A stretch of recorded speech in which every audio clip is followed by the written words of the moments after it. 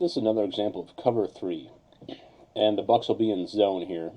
You'll notice we'll get Kelsey over here to come across the formation, and you see the Bucks bump over a little bit about a gap. Okay, with the rest of it in slow motion.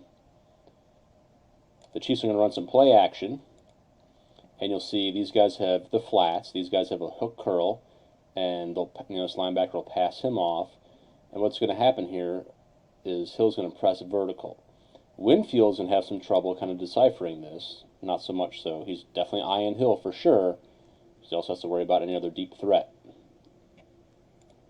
So I have this in slow motion. Kelsey kind of pushes vertical as well. Okay. But at the same point, Hill runs a great route, but again, the Chiefs have time to get this pass off. Winfield's late over, can't really decide what he wants to do, and by this time, Hill's burnt him, and he will throw up that peace sign.